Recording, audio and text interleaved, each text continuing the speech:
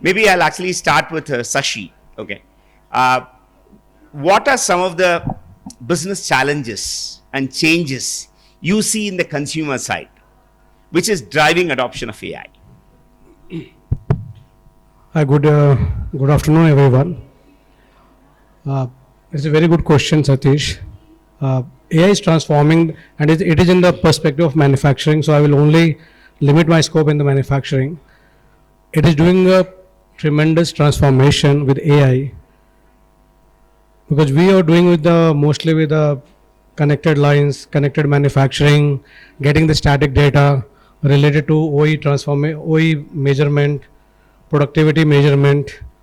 In our case, like water consumption, energy consumption, so on and so forth. But it was not bringing the predictability with insights. Now AI is empowering us to help us to make the entire manufacturing lines connected, replicating the entire real-time performance of the plant in the shape of digital twin, then generating the insights based on the data, and also giving the predictability based on the statistical, traditional, historical data, as well as giving the forecasting that where, at what level, what could be the OE, what could be the production volume, what could be the consumption of energy and water, and of course, where the breakdown can happen, which can disrupt the manufacturing and eventually serving to the customer. So AI play a very critical role in the current value stream for automating the manufacturing and bringing the more real-time, practical output from the manufacturing. Thank you, Sashi. That was a good start.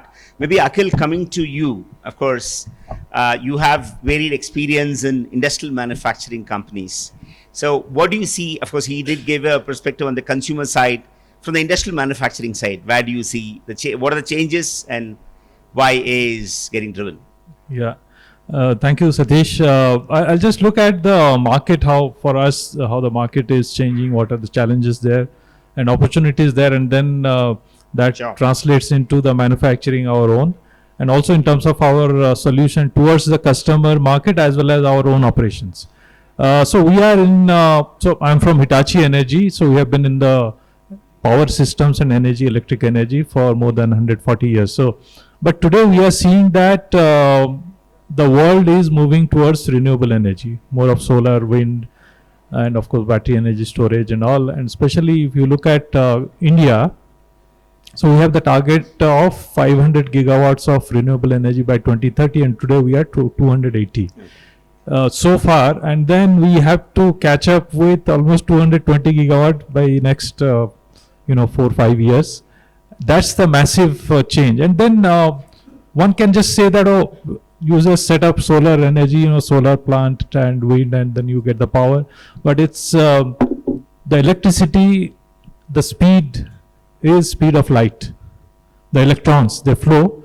So electrons, they carry the energy, they also carry the data. So that's how the convergence is in digital and energy. And they have to be generated, evacuated, transmitted over 1,000 kilometers, 1,500 kilometers. And the time it gets generated, the reaches, I mean, if linearly if you take it, it takes almost 12 to 13 millisecond from generation to the load, and that's the speed. And we as technology provider in this space, we need to have not only the equipment, the transformer, the substation, but also a technology called high voltage DC technology, which uses power semiconductors, which are million times more powerful than the semiconductors in the TV and fridge and all. And that we manufacture, we integrate them, and then each semiconductor module is like size of this hall. And there are many of them in a converter station, which is carrying, let's say, 6 gigawatt of energy. So the latest example is Raigad Pugalur. The middle of the country, Raigad, and Pugalur on the south. So almost 1,600 kilometers HVDC, 6 gigawatt. We did that. So that has got control, protection, which is deterministic. deterministic in the sense it is science-based algorithms, physics, science-based mathematics, and it has to run and give result 100% right, almost 99.99% right, and 99.99% of the time. Okay. And deterministic, within 15 milliseconds it has to run and give a command. I think that's the world we are in. And these algorithms, protection control algorithms, they are tested for millions of test cases, predefined, and then only we deploy them. Coming to you, of course, he shared, a portion of the kind of challenges. What do you see from your side, as well as your past experience, in terms of why do companies adopt AI? What are the changes and challenges? I think when I look from manufacturing perspective, right, it's, so example, I come from ABB's energy industries business. We are less manufacturing, we're more of automation business, where we do industrial process automation for large providers of energy, for example, oil and gas, renewables, winds. And what is happening is now, if you look at the overall economy, customers are asking for improvement in margins. They are asking for stability in the grids. They're asking for asset performance management, which is more reliable. They're asking for sustainability. When we look at these multiple facets, I think that is where we had to go in and start looking at things as to how we are doing, what our customer is asking for it, and how do we change working in that way. How do I give them, for example, in a very, very simple way, customers request us for ESG data, which is like EPD, Environmental Protection Declaration. This information is embedded in large documentation.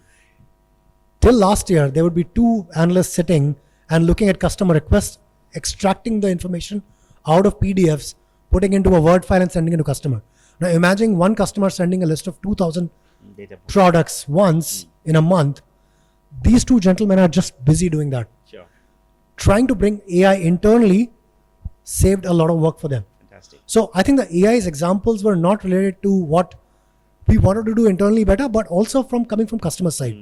And that is where we had to start looking at our own internal processes, what we do for customers, what customers are asking for it. And that is where the shift started happening, that Sure. you have to start embedding AI into your internal operations as well as what you're offering to customers. Sure. Shifting gears, Sashi, coming to you. Cyber security, one of the most spoken topic whenever we are actually touching, and without talking about it, the conversation will be incomplete. How are you managing, and how should organization manage cyber security when you are democratizing AI? Absolutely. This is a most fundamental, most fantastic question. Yeah, like Akil was saying, people can use ChatGPT. Chandan was saying about Copilot. Everything has to be executed within the governance defined by the organization. People should not be motivated to do whatever the prompt they want to write, whatever the data they want to upload, and which can go on the internet. So first of all, the most important for AI enablement is defining the peripheral, governance, network security, so that no data can go outside. So AI had to be used with a lot of sensitiveness, improving the organization speed of decision, productivity, profitability, growth. All those things, and it is motivating a lot of people to do a lot of analysis. And I can see what we have done. We have seen the people who are collecting data, executing those data, even with the data bricks and data lake, it was really taking a lot of time. But connecting the data lakes with the AI, including Claude or ChatGPT, within the organization domain, it should not allow to go out of organization domain, so that no data can go outside. It is improving people efficiency by 4x to 5x. The same financial statement analysis, which people who are taking few days, it can be done in few hours. That is the power of AI. But I agree that cybersecurity is very important. It has to be done within the domain of the organization. It should have a control which can restrict people how much tokens they are using, and that tokens are used only for the organization productive work, not for the personal usage. Then the organization can get benefit out of it. So these are the measures we have to put in place. Thank you. Akhil, how are you? Your perspectives. Yeah, so I think here we have the great opportunity using the cyber security for AI and also AI for cyber security. So in a process plant, in a manufacturing, also electric grid, what is important is also the continuity of the services continuity, because critical. For example, in the process industry, Chandan is, so there it's a safety critical issue. I mean, if there are cybersecurity incidents, the plant should run in a safe mode. And similarly, electric grid. I think there are two approaches. When we talk about the enterprise IT, the priority for cybersecurity is confidentiality of data, CIA, integrity of data and availability of the system. Whereas in critical manufacturing, critical infrastructure like oil and gas, electric grid and other industry, it is the other way, availability, integrity and confidentiality. Because of any cybersecurity issue, your system should still run. Because if it is tripping any line or tripping any process line in the refinery, it can lead to safety hazardous gas and coming out and down. Then so you have to run it in safe mode. So here what is important, so there are also industries in between, there hybrid industry. So what is important is to do a threat modeling of your entire enterprise, including your automation, your digitalization and AI. Have the threat modeling done and see where are the threat points, either internally or externally, coming because of the automation, because of AI, because of digital. And then have something called defense in depth strategy. I mean, nowadays the war, we know defense in depth. So you create your core, which has to be protected in any case. I mean, whether it is data in a particular, consumer sector, or it is the process, critical processes in process industry or electric, that has to be protected. And then you can create the ring. So different, you can say ring, so defense in depth that way, and then you have the cyber security solutions developed, and also use AI for any intrusion in the system, any infection which is happening, any intrusion is happening, or any malware or any employee, because many times cyber security starts also internally from within the organization. I think AI can be used there very much, and that's why I say AI for AI. I mean, AI for cyber security for AI, both complementing. We can use that, and we are doing that effectively, and that's how it gives us opportunity also. Sure, absolutely. Thanks, Akhil. Maybe coming to you, Chandan, and another important topic is especially on ethical considerations for AI. So, what kind of guardrails and SOPs which you have actually defined to handle trust with AI? I'll go to the legal aspect first. Please. Because the ethical kind of covers that. Yeah. What we have is, we call as a AI ideation process in the organization, and we have an AI repository, which is a central repository. So all the ideas can only be executed once they are in the AI repository. And once an idea is logged into AI repository, the very next step that comes up is data quality check, which is typically done by AI champions. Is the AI idea has a business sponsor, owner, what's the ask, general basically idea validation. Once they approve that, it strictly goes to what we call as legal approval. Okay. Now these are a panel of lawyers and basically legal guys who evaluate each ideas, and they interview the requesters to understand what the idea is asking for. I'll give you an example. People wanted to build something which is going to go and web scrap and get the information. And the legal guy said, no, you cannot do web scrapping. And people say, why? If you're going to a competitor's website and you're scrapping their documentation, a lot of times what you don't realize is at the bottom of the documentation in very fine print, it says copyright. Your competitor can sue you because you have taken the data from their documentation from their website. So legal kind of looks at from these perspectives also, and some ethical guidelines also. Sure. They lay down those things, that what and how the solution should be developed.